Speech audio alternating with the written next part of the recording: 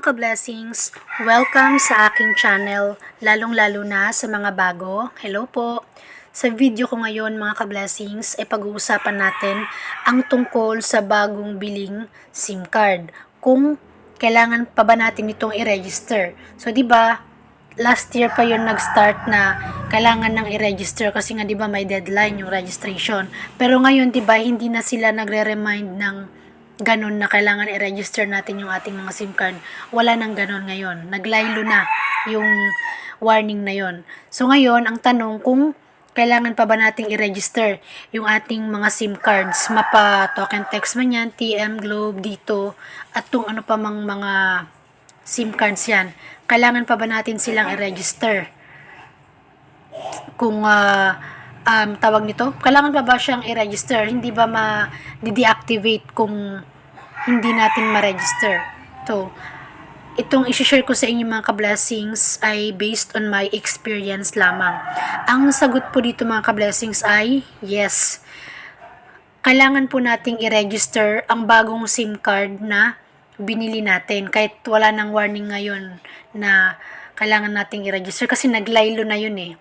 Pero understood na yon na kapag bagong SIM card, kapag i-insert na natin siya sa isang cellphone, first thing na gagawin natin, i-register muna natin yung bagong SIM card na yan. Kasi, ang bagong SIM card po mga ka-blessings ay automatic deactivated siya.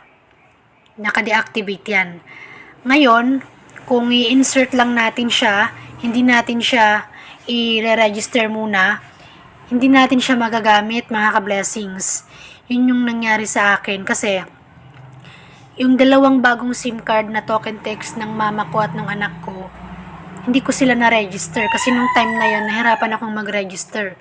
Ngayon, tinry ni mamang paludan yung token text bagong SIM ng anak ko na hindi na-register, hindi pumasok yung load, hindi pumasok.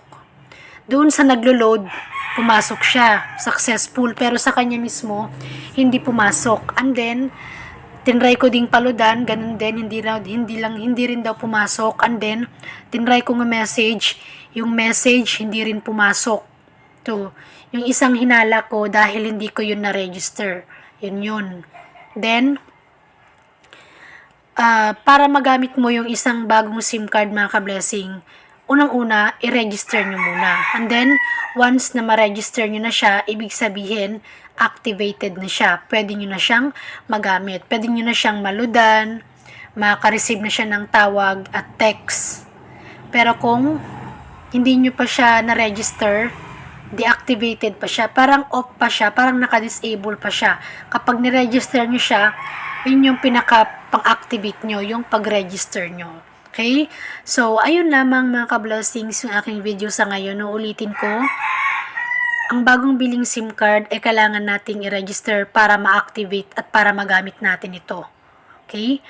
At pa-favor na lang po ako mga ka-blessings na sana po ay huwag niyong kalimutang i-like ang video na ito, mag-subscribe sa aking YouTube channel at pakiclick na lang din po ng bell sa gilid para kapag meron akong bagong upload na mga informative videos ay ma-update at ma-notify kayo. Ayun lamang po at maraming salamat sa panonood. God bless!